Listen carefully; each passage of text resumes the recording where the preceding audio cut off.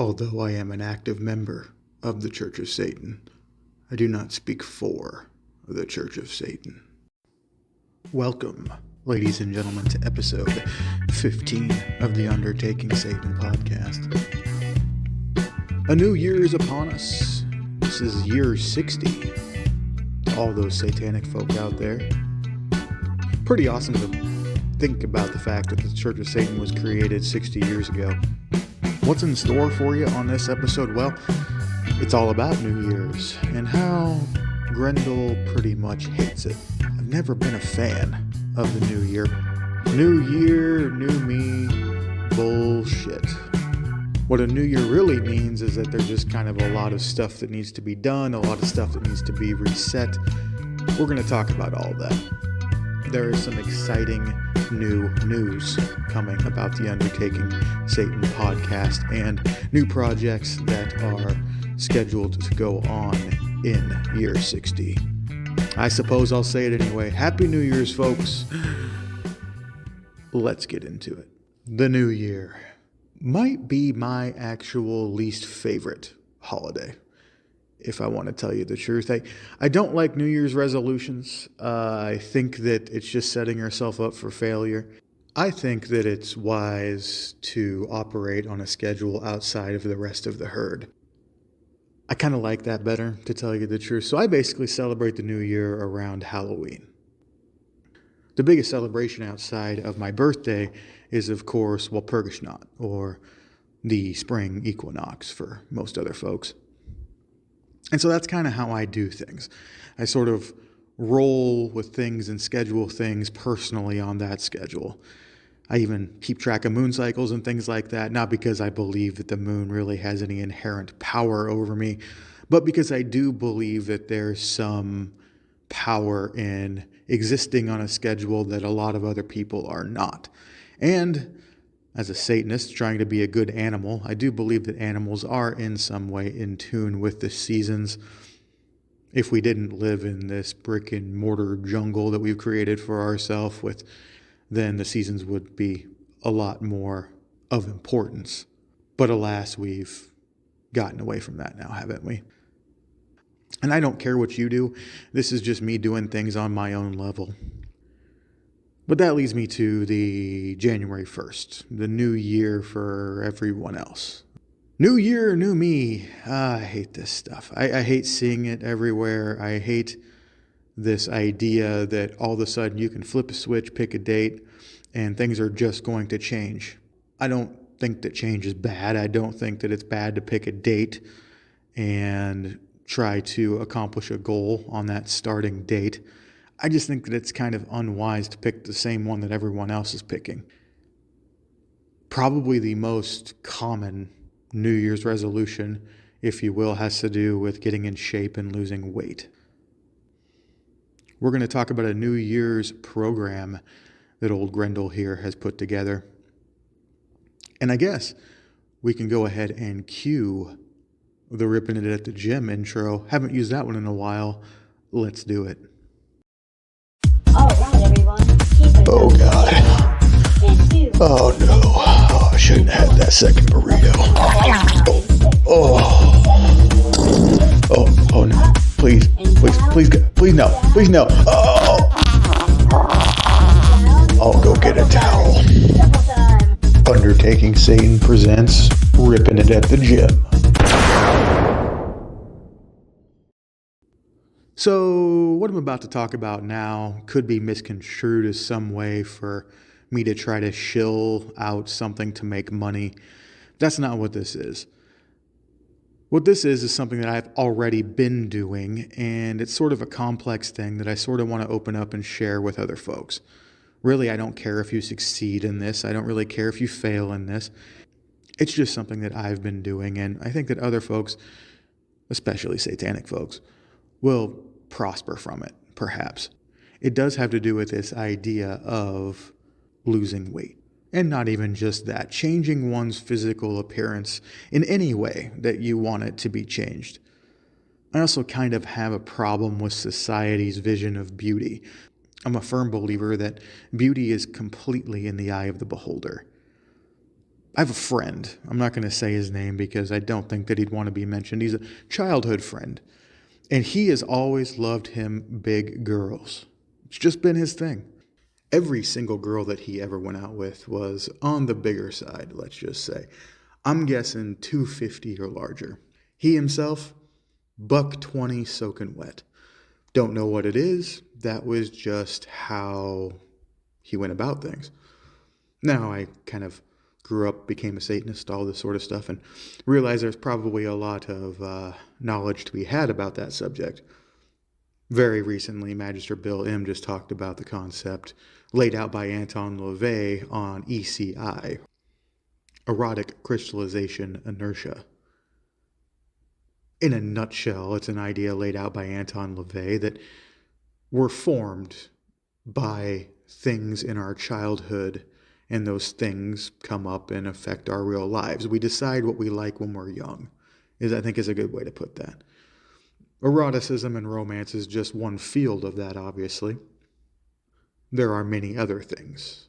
People of different generations kind of do things differently, just because of things they were exposed to in their formative years. I'm going to give you an example, and this does start to go into what this little project is that I've put together. It is long and meandering, but I promise it's worth it. I noticed that in my youth, there was a lot of token economy going on. And if you don't know what token economy is, it's basically kind of a psychological sort of system that rewards behavior and punishes behavior by giving and taking away tokens. You can think about things like monopoly money. Another thing that you can think about is the star chart at school. If you did good and you had a good day, you get a star. If you didn't do good, the star is taken away. This takes many forms. Growing up, I had a bunch of different ones. There was the idea of like school-funded money, like fake faux money, that if you got enough of it, you could go to a special closet and pick out a sweatshirt or whatever swag you wanted. I think the earliest incarnation of this was the marble jar. The idea that you have a jar and you fill it up with marbles every day. If the class was good, you get a marble. When the marble jar is full, everyone gets a pizza party. If you have a bad day, the marbles get taken out. I think you get what I'm putting down. But token economy just doesn't stop with children. It's actually everywhere. For a very short amount of time, I was a blackjack dealer in a casino. And casinos are where you can really see the token economy system at work. Basically, how it works is that you walk into a game and you put real money down and then receive little tokens back in place of your money. Now, this is really interesting in a psychological and satanic lesser magic way.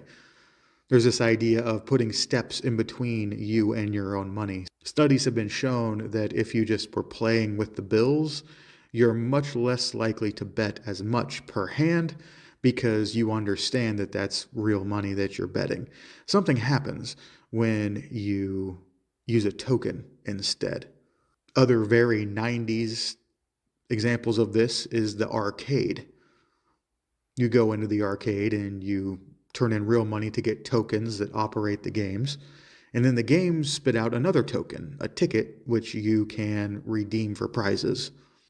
As a Satanist, I think that it's important to go with the grain when it comes to working with yourself. If you're a person who grew up on token economy systems, makes sense that they probably have some sort of subconscious effect on you. I understand that I respond well to this because, in part, I was taught to do so. And it is a silly system, right? It's actually sort of a intelligence maneuver designed to encapsulate your thoughts and your actions. I don't want to go crazy political conspiracy theory. That's not what this channel's about. But a lot of folks would suggest that the printed dollar bill is nothing more than a token. Used to be back in the day that you could take a bill into the government agency that controlled such things, and you could turn in that bill for a small amount of gold. This was known as the gold standard. Step one was dividing people from their gold. Instead of the gold, you get this greenback. Step two was when the gold standard was abolished. Now this greenback isn't really worth anything, or at least nothing really tangible. Not my favorite subject, and not something that I really want to hang out with on Undertaking Satan. How does this apply to me? One thing I haven't spoken about on this channel a lot is magic. The idea of magic as laid out in the Satanic Bible. And I do want to talk about that just a little bit. Why haven't I talked about it before? Well, to tell you the truth, there's a lot of people who've talked about it way better. Do I ritualize? Yes, I do, when I need to. Do I enjoy ritualization? Yes, I do. Do I believe that ritualization is important in Satanism? I sure do. Do I believe that satanic magic actually works? Yes, I do. I'm not going to go into the ins and outs of it right now. You can read the Satanic Bible for that. I feel like it's something that everyone should do if you're listening to this channel, even if you hate the idea of Satanism and you hate everything that it stands for. Why not give the book a shot? We don't proselytize. We're not trying to win you over. As a matter of fact, it'll just disgust you, most likely. But you could do so just in a knowledge-gathering sort of pursuit, kind of like when I read the Bible and the Quran. How this ties together with token economy for me is I feel that inside of the ritual chamber, I personally respond with things from my childhood.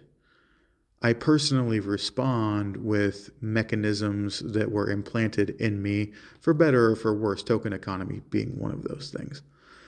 And I do this in the form of sacrifice. Now, the Satanic Bible and other work by Anton LaVey have a lot to say about the concept of sacrifice. In a nutshell here, just so I don't get some wacko thinking that I'm sacrificing a cat or something like that. Anton LaVey explains that the concept of sacrifice, specifically blood sacrifice, is completely throwing the baby out with the bathwater, so it would seem. The actual sacrifice that takes place is the energetic energy that is given up by the animal in its death throes. So we just skip that part and go directly to the source. Instead of sacrificing actual animals or people or whatever pseudo-satanic idiots attempt to do, we just figure out, hey, we can use our own energies, we can use our own emotions, we can use our own happenstance to get exactly what we want. So if you're in a lust ritual, you're going to bring yourself to sexual climax as your sacrifice. If you're in a hate ritual or a destruction ritual, you're going to get yourself as angry as possible and destroy something in effigy as a part of that sacrifice. If you're in a love ritual or a compassion ritual, a ritual to try to help someone, then you are going to try to bring yourself to the point of tears through sympathy for that person. And that's going to be your sacrifice. And that, in a nutshell, is the concept of sacrifice as put forth in Satanic Magic.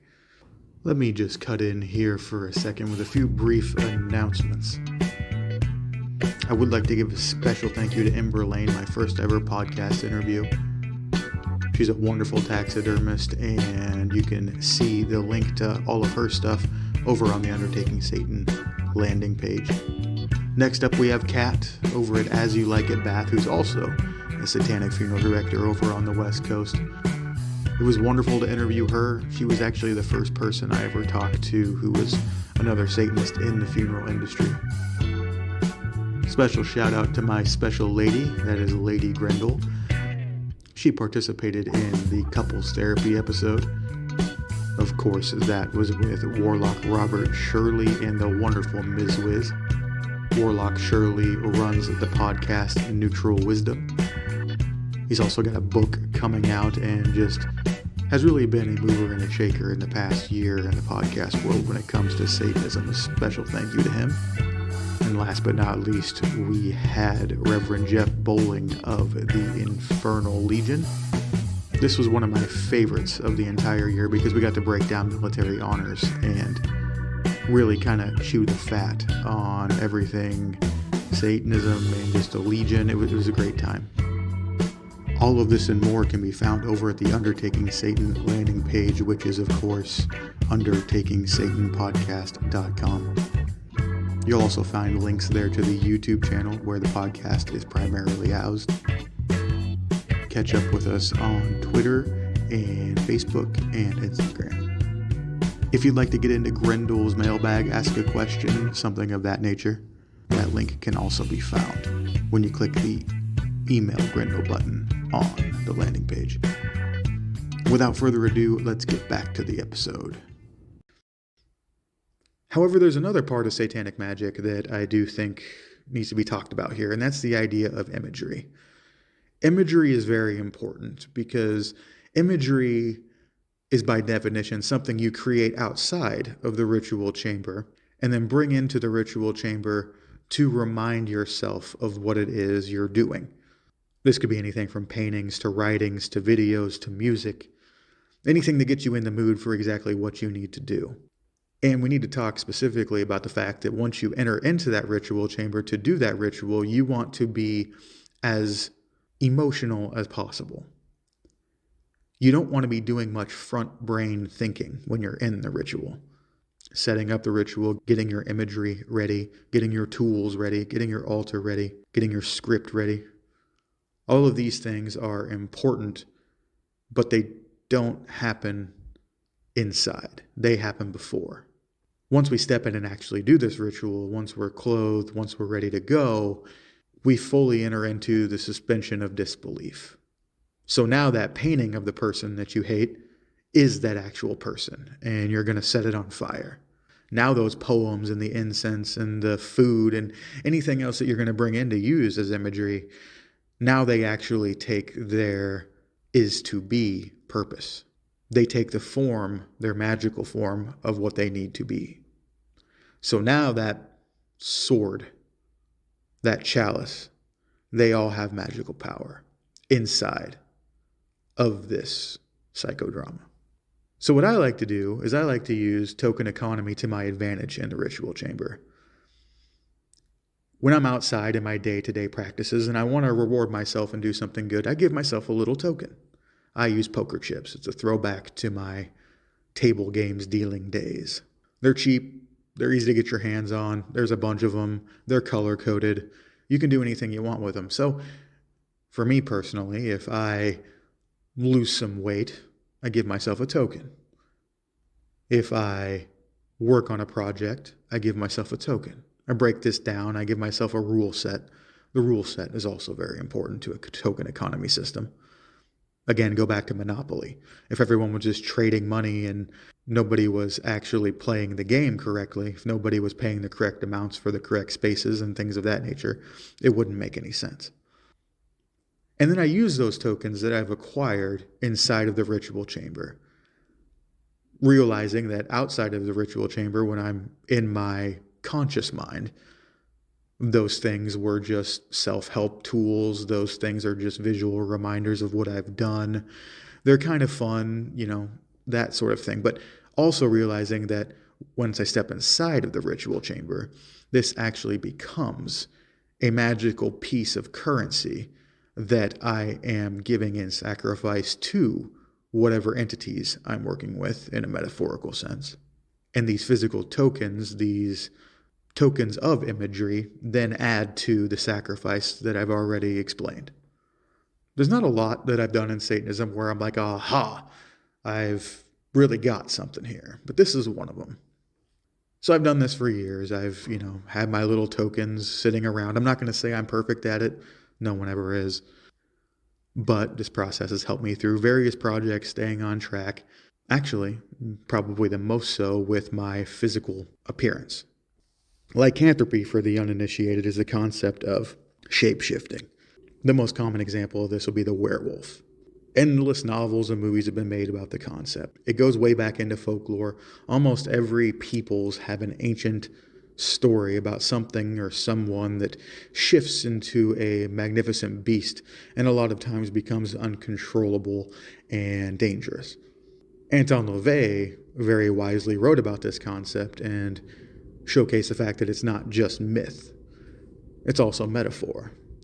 In his article, he talks about the fact that if one were so inclined, a person could go into a place where they feel fearful. Let's just say a cemetery, because this is undertaking Satan. Why not? If you're regularly afraid of cemeteries, you go into one at night and you basically be as fearful as you can. You try to get yourself to the point where you're terrified. And then you leave that place, and at a later date and time of your choosing, you come back armored, not to be scared anymore. You pretend to be an animal. You pretend to be the thing that you thought was stalking you. And yes, this is pulled out of your subconscious mind, out of your imagination. All these things roll together to make you the beast instead of the hunted. It dawned on me that working out or changing your body physically in any way is a lot like lycanthropy or lycanthropy. If you're fat, you go into the gym to change yourself and come back out as a different sort of beast. If you're too skinny and you're wanting to put on muscle, you do the same thing. You come out as a different sort of beast. If you're a weightlifter and you're trying to break a record, if you're a bodybuilder, you go into the gym, which is basically your Jekyll and Hyde type laboratory. You pump yourself up and you become a different beast. A beast who hopefully will be more equipped to handle things. Let's marry these two together, shall we? What I've done, because, again, heavily influenced by Anton LaVey, he instructed us that 9 was actually the number of the devil. And I like the number 9 a lot. It's 3 sets of 3. Well, that's nice if you're lifting weights, trying to get some hypertrophy going on. I like the idea of 9 when it comes to weight loss because going back to the New Year's resolution bullshit, everyone says, I'd love to just take off 10 pounds. There's something psychologically that happens when you just drop that by 1 pound. 9 is a hell of a lot easier than 10. Examples of this are everywhere. Why do you think when you go into a supermarket, the candy bar costs $3.99 and not $4? Because it tricks you into thinking, well, it doesn't exactly cost $4. It costs less than $4. It's a little trick that they use in marketing. Again, we're using these tricks that we've been saddled with, that we've been accosted by to our own advantage. So for me, it's a lot easier to lose 9 pounds or bump up a specific exercise by 9 pounds. Maybe you put 9 pounds on your squat. Maybe you put 9 pounds on your bench press. For every 9 pounds, I give myself a little coin, and I stack that on my altar next to my Baphomet. And if or when I need to ritualize, I take those tokens into the ritual chamber as physical representations of that 9 pounds, whether that be 9 pounds lost in fat, whether that be 9 pounds gained in strength. That's me specifically. It also dawned on me that there are folks out there, much like my friend who I had talked about in the beginning of the show, who either themselves like being a bigger person or maybe they want to attract bigger people. What I'm saying is that you don't have to be into gym culture to utilize what I'm talking about here. You could just be a person who wants to gain weight. You just want to track how much weight you're gaining. I know it's kind of niche and it's kind of unhealthy, but hey, to each their own. I don't care what you do. So putting all this together, I came up with what I call the 9 pound club. And I've basically outlined it here already, but the idea is simple. For every 9 pounds you gain, lose, or whatever, you give yourself a little coin, and then you take that into the ritual chamber, and you use it as part of your imagery and part of your sacrifice in order to do your will in a psychodramatic sense. Now there's a bunch of ins and outs, like, oh, after I use the coin, is it still charged? Can I use the coin twice? Can I break that coin up instead of 9 pounds and just use like 2.5 pounds? Again, that's that overly conscious thinking that I'm talking about. You can do whatever you want after the fact. The important part is that you have it in there and you know what it means in a unconscious sort of way. I'll probably make up something about all of that, like a little pamphlet or whatever. So here's how this works, folks. If you want to be part of the 9 Pound Club, all you got to do is gain 9 pounds, lose 9 pounds, whatever. Send me an email over at Undertaking Satan. The website is the best way to do that. There's a big old link there that says email Grendal. That website is www.undertakingsatanpodcast.com. I'll need an address where to send your coin, and that's it. I don't need any money for this. I suppose if the shipping of the coin became an issue, we'd talk about that. If you're in Argentina or some fucking thing. I'm planning on doing a promo for this later on so you can see what the coins and everything actually look like. And again, no money is involved in this. Why? I don't know. I hate the industry surrounding health. I know we've all been flipping through and scrolling through the YouTubes or the whatever you use, and there's some fit motherfucker telling you that all you've got to do to lose weight in 30 days is follow this specific plan that he's only charging you $3.99 a month for. I hate it. I hate the idea. Now, here's why I hate it. I'm just going to peel back the layers for you a little bit, folks. As a funeral director and an embalmer, I'm often accused of taking advantage of people and being a vulture in their deepest, darkest times. I think that this is one of the few honest things that are left to do in the world. Everyone else seems to be more of a vulture than I am, but I digress. I'm okay with being the bad guy. I'll be your huckleberry. So this is a little bit of just a pushback against that. I do want satanic folks out there to accomplish their goals as long as they don't infringe upon mine. I like win-win situations.